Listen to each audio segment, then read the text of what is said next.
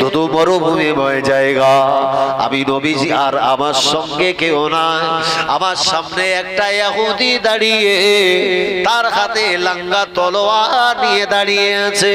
হঠাৎ করে আল্লাহ নবীকে ডাকতে শুরু করেছিল, ও আব্দুল্লাহ বেটা মুহাম্মদ, একটা বার চোখটাকে মেলে দেখো, একটা বার চোখটাকে খুলে দেখো, তোমার লাঙ্গা তলোয়ার আমার হাতে, আজকে তুমি নিরস্ত্র হালাতে দাঁড়িয়ে আছো। তুমি একটা বার বলো, আমার হাত থেকে, আমার অস্ত্র থেকে তোমাকে কে বাঁচাবে? আল্লাহ নবী ওই সময় বলেছিলে, ও আল্লাহ বান্দা, আপনি চিন্তা করবেন না গো, আমি মুহাম্মদ আপনার হাতের তলোয়ারের ভয় করি না, বরং আমি ভয় করি আমার স্রষ্টা আল্লাহ তাআলার। কেন না, আসমান জমিনের যিনি মুখ্য নিয়ন্ত্রক, গোটা আসমান জমিন যার নিয়ন্ত্রণে চলে, উনি হলেন আমার আল্লাহ। আমার আল্লাহ আমাদেরকে ঘোষণা দিয়েছে, ওয়ামাইয়া তাওয়াক্কাল আলাল্লাহ ফাহুয়া হাসবুহু। পৃথিবীর জমিনে বান্দা যদি বিপদ আসে, ওই বান্দা যদি মুসিবত আসে, ওই বিপদে মুসিবতে পৃথিবীর জমিনে মানুষের কাছে দ্বারস্থ না হয়ে আল্লাহ বান্দা যদি আল্লাহর উপরে তাওয়াক্কুল করে, ভরসা করে, বিপদে মুসিবতে আমার আল্লাহ তাকে বাঁচানোর জন্য যথেষ্ট হয়ে যায়। জোরে হবে না? রাসূল তো একেবারে নিরস্ত্র হালাত। এই আমার সামনে যদি কেউ একটা ধারালো অস্ত্র নিয়ে দাঁড়িয়ে থাকে, আমি কি বলবো বলেন? আল্লাহর কি রে বাপ, মারিস না, এ দেখ তোর তো আমি কোনো ক্ষতি টতি করি, হ্যাঁ তুই মেরে ফেলবি, তোর লাভ তাতে কি আছে? এদা বাপ, এখন তোর হাতে আমার জান প্রাণ, তুই ইচ্ছা করলি মারতে পারিস, না পারলি না মারতে পারিস। তবে আমি নিরস্ত্র হালাতে দাঁড়িয়ে রয়েছি, খোদার ভয়। হ্যাঁ, আর রাসূলুল্লাহ পৃথিবীর বুকে মানুষকে শিক্ষা দিয়েছে, তোরা বিপদে পড়লে, মুসিবতে পড়লে দুনিয়ার মানুষকে স্মরণ করবি না, স্মরণ করবি কাকে? জোরে বলো। এই আল্লাহর নাম বলতে মুসলমানের ভয় লাগে? একটু জোরে বলো না। আল্লাহর নিয়ন্ত্রণে গোটা বিশ্ব চলে।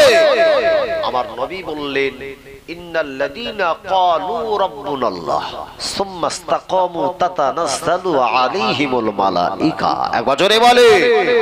বান্দা যদি বিপদে পড়ে আর ওই বান্দা যদি প্রকৃত ঈমানদার হয়, আল্লাহ তাকে বাঁচানোর জন্য আল্লাহ আসমান থেকে ফেরেশতা পাঠিয়ে তাকে সাহায্য করে দেয়। একবার জোরে হবে না? ও জওয়ানেরা, আল্লাহ নবী, বিশ্ব নবীর একটা কথা বলছিলাম, ওই বেদিনটা আমার নবীর সম্মুখে দাঁড়িয়ে গেল। আল্লাহ নবীকে ডেকে বললে, ওগো মুহাম্মদ, আজকে আমার হাতে তলোয়ার, আমার হাতে তলোয়ার থেকে কে বাঁচাবে? আল্লাহ নবী বললেন, রাখে আল্লাহ তোমারে কে? আমি আল্লাহর প্রতি সম্পূর্ণ তাওয়াক্কুল করে, বিশ্বাস করে আল্লাহ নবীকে বললেন, ওগো মুহাম্মদ, দাঁড়িয়ে যাও, আমার হাতের তলোয়ার দিয়ে তোমাকে জীবনটাকে শেষ করে দেব। আল্লাহ নবী বললেন, আমি দাঁড়িয়ে, আমার নবী দাঁড়িয়ে আছে, ওই বেদিনটা হাতের তলোয়ার দিয়ে আমার নবীকে মারতে গেল। আল্লাহ নবী ওই জায়গাতে তবু স্ট্যাচুর মতো দাঁড়িয়ে আছে। আল্লাহ নবী সম্পূর্ণ ঈমানি পাওয়ারে দাঁড়িয়ে রয়েছে। আমার নবীর অন্তরে বিশ্বাস রয়েছে, আমার আল্লাহ চাইলে আমাকে মারতে পারবে, আমার আল্লাহ চাইলে আমাকে বিনাশ করতে পারবে। এমত অবস্থায় লক্ষ্য করে দেখা যায় আল্লাহ নবী দাঁড়িয়ে, ওই মানুষটা তলোয়ার দিয়ে আমার নবীকে মারতে গেল, ওই মানুষটা মুহূর্তের মধ্যে সেন্স আউট হয়ে গেল। আল্লাহর কি ইশারা, আল্লাহ বাগের কি করুণা রে! ওই মানুষটা যেন প্যারালাইজড হয়ে ওর হাত থেকে তলোয়ারই পড়ে জমিনের উপরে পড়ে বান্দা কাটাকোত্তরের মতো ছটফট করতে লেগেছে। জোরে বলে, জোরে হলো না? নবীরে মারবে, যাকে আল্লাহ পৃথিবীর জমিনে সেন্ট্রাল থিম বানিয়ে, নবী কেন্দ্রিক আল্লাহ টোটাল জমিন আসমানটাকে সৃজন করেছেন, তাকে মারবি?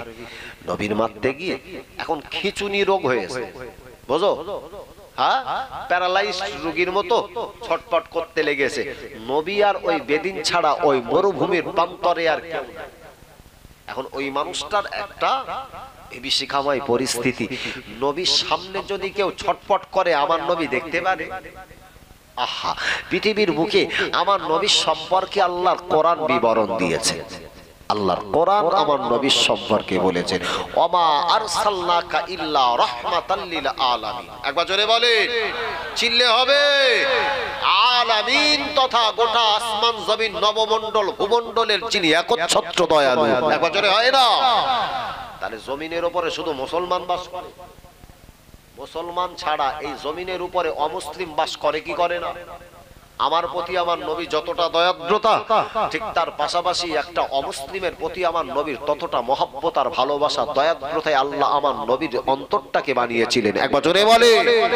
বিশ্ব নবী সেই দিনে দেখেছিলেন বেদিনটা ছটফট করতে লেগেছে, নবীর কষ্ট হলো। এই মানুষটা আমার নবীর মারতে যাচ্ছিল। ওই সবাই লক্ষ্য করে দেখা যায় আল্লাহ নবী ওই বেদিনটা বাঁধাকে আল্লাহ নবী নিজের উরুর উপরে নিলে, আল্লাহ নবী নিজের নুরান্বিত হাত দ্বারা ওই বেদিনটাকে সুন্দর করে সেবা করে। আল্লাহ নবী, বিশ্ব নবী তার চোখে মুখে পানি ছিটিয়ে দিলেন। আল্লাহ নবীর দৃশ্যটা দেখবা পরে ওই বেদিনটা হঠাৎ করে ওর যখন একটু সেন্স ফিরে গেল, চোখটা আলগা করেছে। আহারে, লক্ষ্য করে দেখে যে মোহাম্মদকে মারতে গেছিলাম, ওই মোহাম্মদ আমাকে বাঁচানোর জন্য আমার মাথাটাকে উরুর উপরে নিয়ে আল্লাহ নবী আমাকে বাঁচানোর জন্য সেবা করে। আমার নবী তাকে সেবা শুশ্রূষা করে। পৃথিবীর জমিনে আমার নবী এতটা দয়াদ্রতার মনোভাবতার নবী। আমার নবীর ভিতরে আল্লাহ এতটা দয়া দিয়েছিলেন।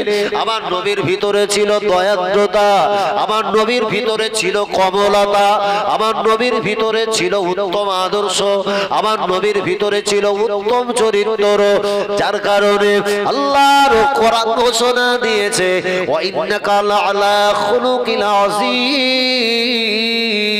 জোরে বলে। আসমান জমিনে যত মানুষ রয়েছে সমস্ত মানুষের ভিতরে আল্লাহ পাক আমার নবীকে সর্বাপেক্ষা উত্তম চরিত্রের অধিকারী বানিয়েছিলেন।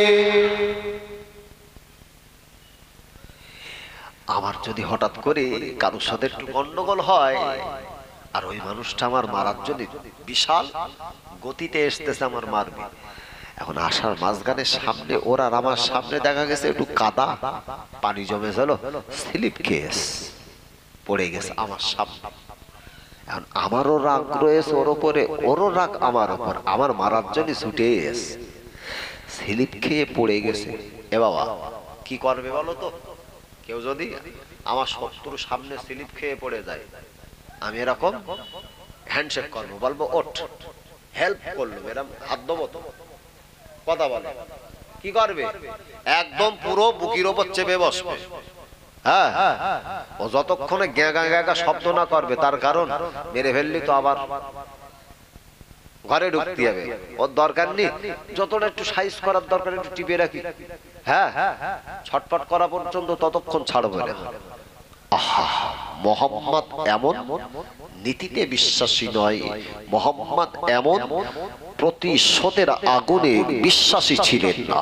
আল্লাহর নবী মানুষটাকে সেবা করলেন, চোখ খুলেছেন। নবী বলছেন, হে ভাই বেদিন, কেমন আছো? এখন কি তুমি একটু সুস্থতা অনুভব করছো? বেদিনটা আমার নবীর সাবানের আওয়াজ শুনে চোখে পানি ধরে রাখতে পারে। ওই সবাই লক্ষ্য করে দেখা যায় আল্লাহ নবী কোলের উপরে মাথাটা রেখে বেদিনটা উহাও করে কেঁদে ফেলেছে। আল্লাহ নবীর চেহারার দিকে তাকিয়ে এত কান্না কাঁদে, এতটা নোনাসারি করে, চোখের কোণা দিয়ে টপ টপ টপ টপ করে পানি গড়িয়ে যায় গো। আল্লাহ নবীর চেহারার দিকে তাকিয়ে বললে, ইয়া রাসূলুল্লাহ, ইয়া হাবিবাল্লাহ, হুজুর আমি চিনতে পারি না গো হুজুর, আমি আপনার সঙ্গে বেয়াদবি করে ফেলেছি হুজুর, আপনি আমাকে ক্ষমা করে দেন। মানুষ আমাকে আপনার সম্পর্কে ভুল বুঝিয়েছে, যে কারণে আমি আপনাকে মানতে গেছিলাম না। এই মুহূর্তে আমার বিশ্বাস হয়ে গেল দুনিয়া জমিনে যদি আপনার ভিতরে এতটা আদর্শ থাকে, আপনার ভিতরে যদি এতটা নমনীয়তা থাকে, আমার মনে প্রাণে বিশ্বাস হয়ে গেল যে ইসলাম আপনি পৃথিবী জমিনে প্রচার করে, ওই ইসলামটা কখনো খারাপ হতে পারে না। হুজুর, আপনি আমাকে ক্ষমা করে আপনার ইসলামটাকে আমার হাতে হাত দিয়ে জীবনের করে কলেমা পড়িয়ে মুসলমান বানিয়ে দেয়। আরো জোরে হবে। আল্লাহ নবী বললেন, ও ভাই বেদিন, আমি কি তোমাকে কোনো কষ্ট দিলাম? আমি মুহাম্মদ কি তোমাকে জোর করলাম? না ইয়া রাসূলুল্লাহ, হুজুর আপনার আদর্শে আমি বিশ্বাসী হয়ে গেলাম, আপনার সুন্দর কমল ব্যবহার থেকে আমি মুগ্ধ হয়ে কলেমা পড়ে মুসলমান হচ্ছে। আল্লাহ নবীর ভিতরে এতটা নমনীয়তা, আদর্শতা, মানবতা সমাজের মাঝখানে আমার নবী দেখিয়েছে, যে কারণে মক্কার মানুষেরা আমার নবীর হাতে হাত দিয়ে কলেমা পড়ে মুসলমান হয়েছিল। এখন তো বলে যারা ইসলাম সম্পর্কে মানুষকে যারা ভুল বোঝায়, যারা বলে অন্যায় করে জোরপূর্বক মানুষের প্রতি জুলুম অত্যাচার করে সর্বোপরি তলোয়ার দিয়ে নাকি ইসলাম প্রচার হয়েছে, বা বলে কি বলে না? আহা, এ ভারতবর্ষের বুকে আমরা যারা এই সময়ে দাঁড়িয়ে যারা লক্ষ্য করে দেখতে পাচ্ছি, কিছু মুসলিম মানুষকে টার্গেট করে রাস্তার উপরে হাটে বাজারে একাকিত্বে পেয়ে জয় শ্রীরামের স্লোগান দিয়ে ওই মানুষকে অতিষ্ঠ করছে, সর্বোপরি তার প্রতি জুলুম চালাচ্ছে। এবার সোশ্যাল মিডিয়াতে এসব চলছে কি চলে না? আমরা তো দেখছি যে জোর করে অন্যায় ভাবে কারো জবান দিয়ে আপনি জয় শ্রীরামের স্লোগান দিলেন, হ্যাঁ, তাতে ওই মানুষটার কিন্তু ঈমান কখনো নষ্ট হয় না। তার কারণ একটা মুসলমান যদি অমুসলিম যদি সে মুসলিম হয়, তার জন্য শর্ত রয়েছে। তার জন্য শর্ত হলো জবান দিয়ে আপনাকে যেমন স্বীকারোক্তি দিতে হবে, অন্তরে আপনার বিশ্বাসটাও রাখতে হবে। খুব ভালো করে বোঝে দেখবেন রাজনীতির স্টেজে অনেক ধর্মীয় অনেক আপনার রাজনীতিবিদ নেতারা যারা কলেমা পড়ে থাকেন শুধুমাত্র মুসলমান কমিউনিটি মানুষকে অ্যাট্রাকশন করার জন্য, বুঝতে পারেননি? আচ্ছা, যে অমুসলিম মানুষটা ওই মঞ্চে দাঁড়িয়ে যে কলেমা পড়েছে, তার দ্বারা কি সে মুসলমান হয়েছে? কথা বলে না বাবা। কলেমা পড়ার যদি শুধুমাত্র জবান দিয়ে স্বীকারোক্তি দিয়ে কলেমা পড়লে সকল সে মুসলমান হয় না। মুসলমান তো হতে গেলে জবান দিয়ে যেমন স্বীকারোক্তি দিতে হবে, পাশাপাশি তার অন্তরে ওই বিশ্বাসটা তার রাখতে হবে, আমার স্রষ্টা আল্লাহ ছাড়া আর কেউ হতে পারে না। একবার জোরে হবে না? তুমি আমার জবান দিয়ে প্রকাশ করালে, তাতে কি আমার প্রতি তুমি জোর করে একটা কমিউনিটির মানুষ বানাতে পারবে? আর কিছু সমাজের মাঝখানে হিংসা দিয়ে কখনো ধর্ম পরিচালনা করা সম্ভব নয়। তার কারণ ধর্ম হচ্ছে মানুষের আভ্যন্তরীণ ব্যাপার। ধর্ম মানুষের আভ্যন্তরীণ ব্যাপার।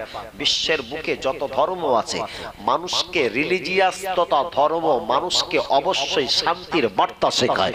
পৃথিবীর জমিনে যত ধর্ম রয়েছে সমস্ত ধর্মেরই একটা রুলস আছে। অন্যায় ভাবে কারোর প্রতি জুলুম অত্যাচার করতে পারে।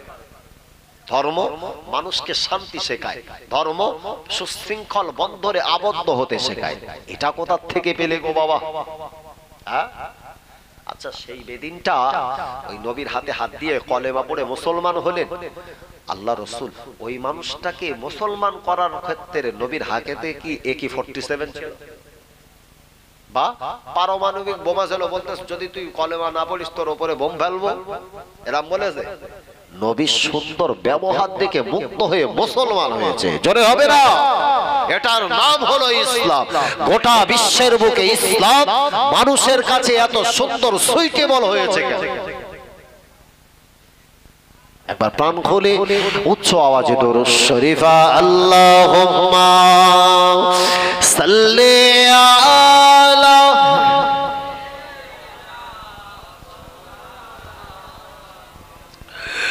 ওয়ালা আলি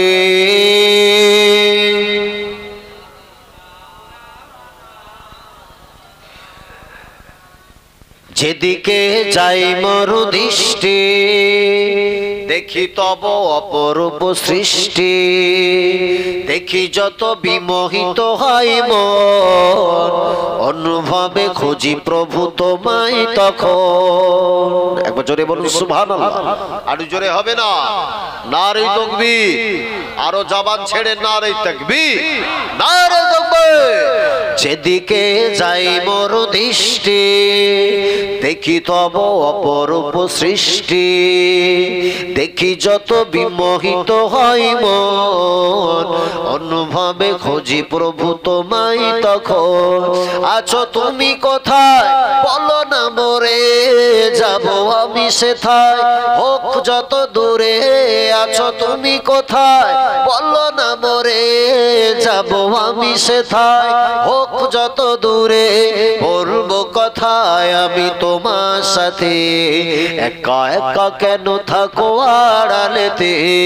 বলবো কথায় আমি তোমার সাথে একা একা কেন থাকো আড়ালেতে।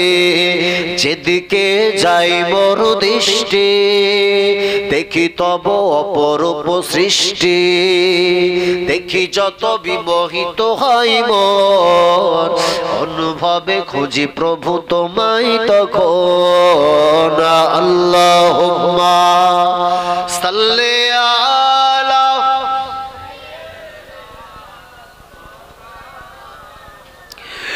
ওয়ালা আলি সাইয়্যিদিনা।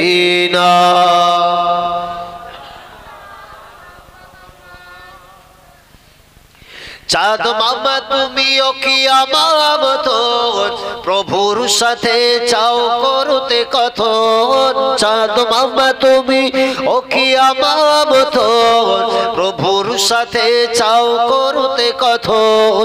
নাকি তুমি নিরিবিলি জ্যোৎস্না রাতে প্রাণ খুলে কথা বলো প্রভুর সাথে। জোরে বলেন না, আটু জোরে হবে। নাকি তুমি নিরিবিলি জ্যোৎস্না রাতে প্রাণ খুলে কথা বলো প্রভুর সাথে।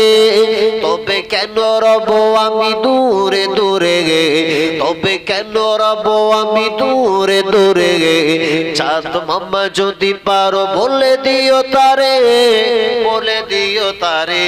ভোরের আজান আমি শুনি যখন থাকতে পারি না আর ঘুমিয়ে তখন। ভোরের আজান আমি শুনি যখন থাকতে পারি না আর ঘুমিয়ে তখন।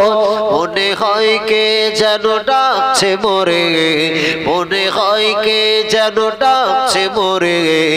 আই খোকা ছুটে আই আমার ঘরে নামাজ শেষে আমি তুলি দুই হাত খোদার কাছে আমি করি ফরিয়াদ। ভিন্ন কিছু আর নেই তো চাওয়া, ভিন্ন কিছু আর নেই তো চাওয়া। রহিম রহমান ও গো পরওয়ার, রহিম রহমান ও গো পরওয়ার। যেদিকে যাই মরু দৃষ্টি দেখি তব অপরূপ সৃষ্টি দেখি যত বিমোহিত হয় মন অনুভবে খুঁজি প্রভু তোমায় তখন। আছো তুমি কোথায় বলো না মোরে যাব আমি সেথায় হোক যত দূরে। আছো তুমি কোথায় বলো না মোরে যাব আমি সেথায় হোক যত দূরে। বলবো কথায় আমি তোমার সাথে একা একা কেন থাকো আড়ালেতে। বলবো কথায় আমি তোমার সাথে একা একা কেন থাকো আড়ালেতে। আল্লাহুম্মা সাল্লি আলা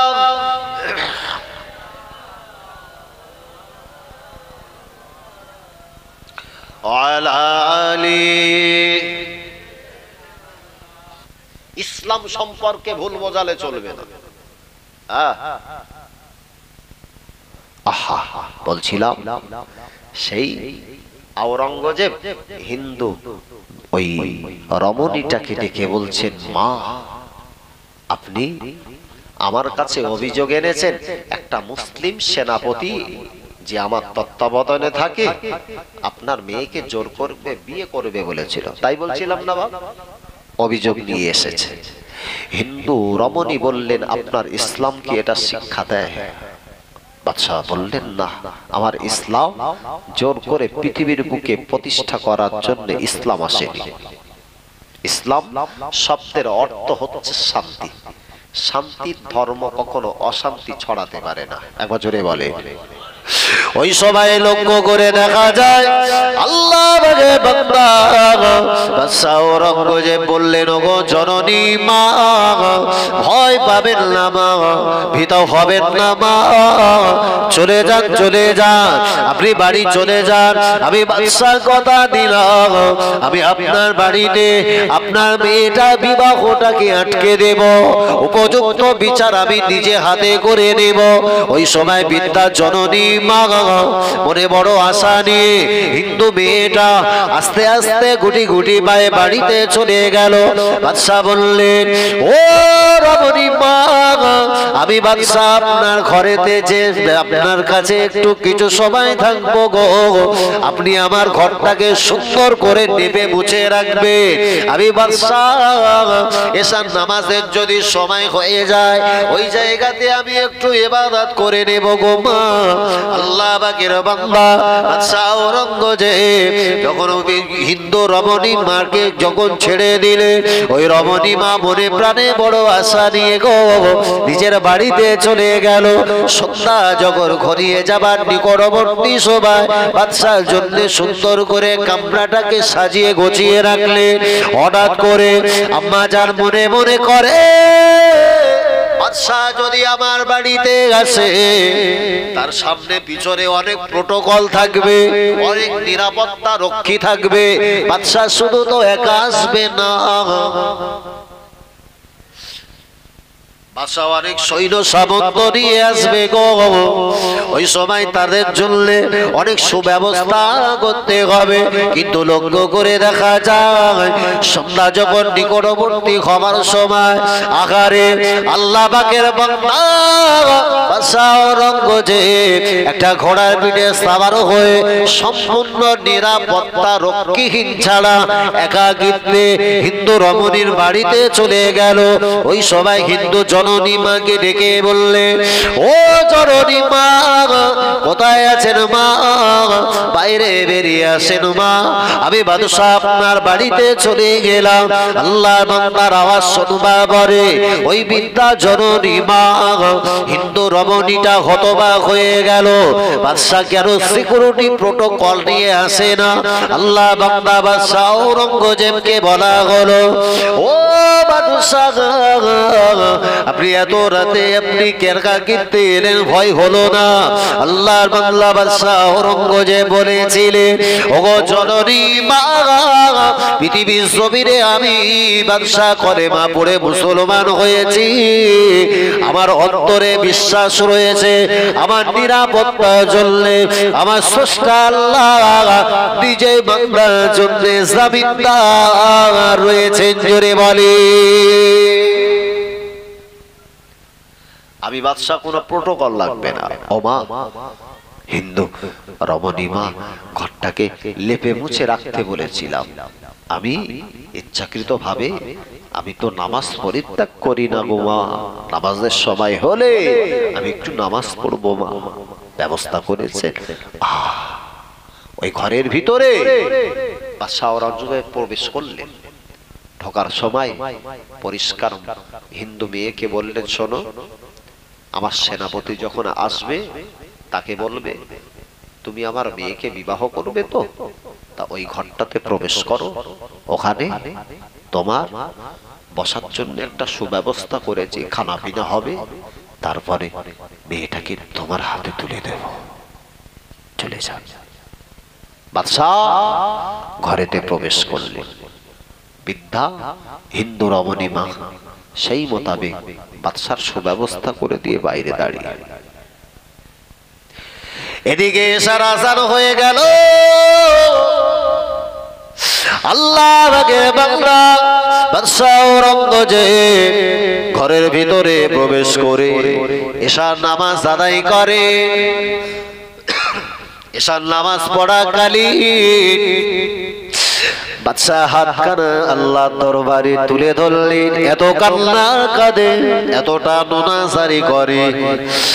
আল্লাহর বান্দা কাঁদতে কাঁদতে বললেন, আল্লাহ আমার রাজকীয় হালাতে, আমার রাজত্ব অবস্থাতে কোন অমুসলিম মানুষ যদি কষ্ট পায়, কিয়ামতের দিন আল্লাহ আপনি আমাকে আসামি বানিয়ে দেবে। না না, হতে পারে না। আল্লাহর বান্দা এত কান্না কাঁদে। হঠাৎ করে যেন বাদশাহ শুনতে বা তার কর্ণ কুহরে পায়ের ঘোড়ার খটখটানি আওয়াজ বাদশাহ কর্ণ প্রহরে পৌঁছে গেল। বাদশাহ মনে মনে চিন্তা করলেন, ওই বোধহয় সেনাপতি তার সঙ্গ পাঙ্গ নিয়ে বৃদ্ধা জননী মায়ের দিকে এগিয়ে আসছে। আল্লাহর রে বাদশাহ আলমগীর মুসাল্লাখানা তুলে নিলেন। হাতে দিয়ে একটা লম্বা তলোয়ার ধারণ করেছে। পৃথিবীর বুকে ইতিহাস রচনা করে দেবেন, পৃথিবীর মানুষকে শিক্ষা দেবেন। মুসলমান কারোর প্রতি জুলুম করে না, মুসলমান কারোর প্রতি অত্যাচার করে না। মুসলমান পৃথিবীর জমিনে শাসন কার্য পরিচালনাকারী অন্যায়ভাবে অমুসলিমের প্রতি কোনো হিংসাত্মক কোনো পরিবেশ তৈরি করে না। একটা মুসলমানের তত্ত্বাবধানে যত কমিউনিটি মানুষ থাকে সবাই তার কাছে সমান হকদার রয়েছে। বাদশাহ ঔরঙ্গজেব হাতে তলোয়ারটা নিয়ে দাঁড়িয়ে হঠাৎ করে সেনাপতি যখন ঘরেতে প্রবেশ করবে, আল্লাহ পাকের বান্দা বাদশাহ ঔরঙ্গজেব ঘরের দরওয়াজার গোড়ায় দাঁড়িয়ে লাঙ্গা তলোয়ার নিয়ে দাঁড়িয়ে আছে।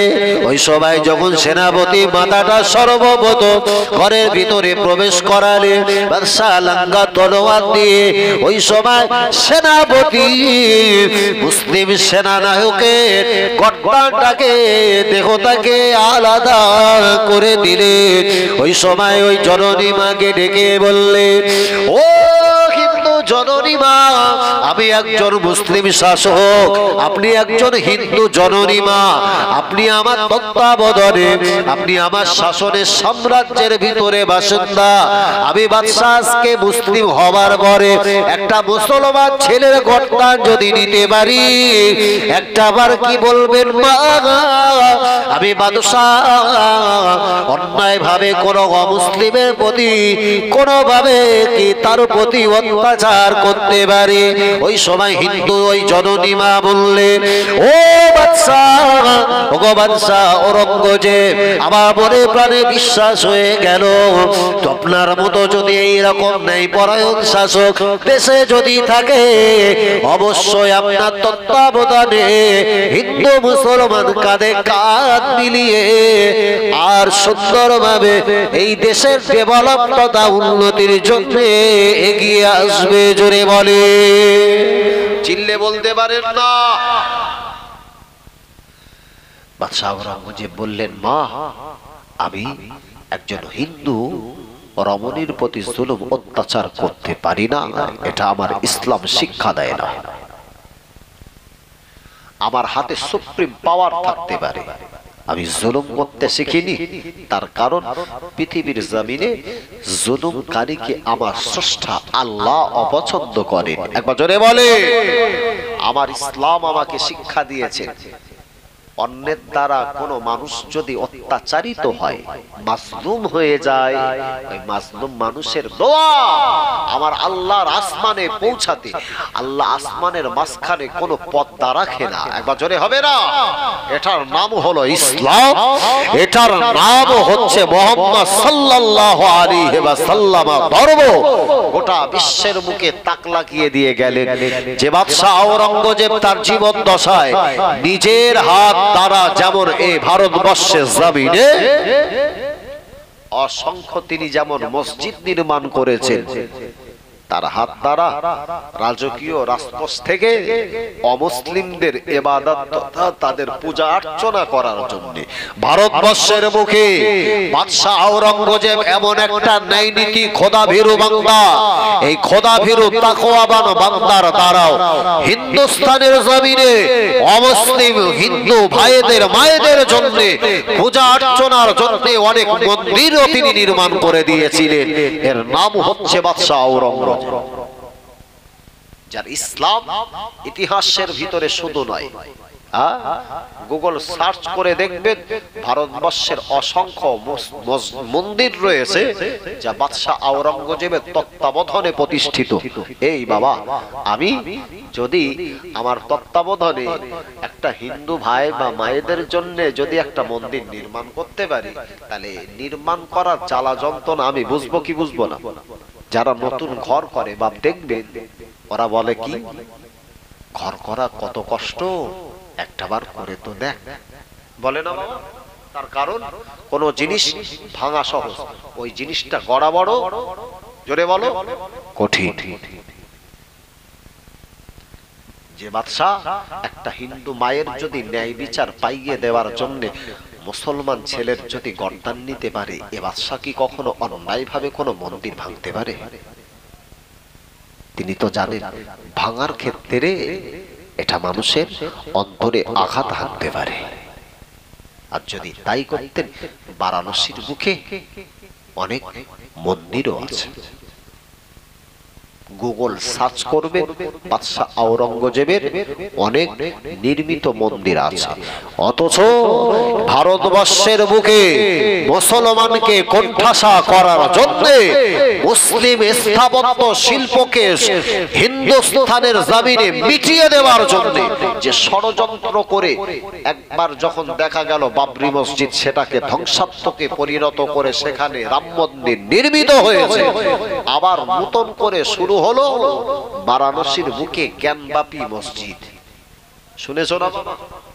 আহা, এটা অবশ্যই একজন নীতি ন্যায়পরায়ণ মানুষের কাছ থেকে আমরা আশা করি না। ভারতবর্ষের বিচারাধীন ব্যবস্থার প্রতি মুসলমানেরা সম্পূর্ণ আস্থাশীল, তবে বিচারের বাণী যদি নিভৃতে কাঁদে, এটা কাম্য নয়।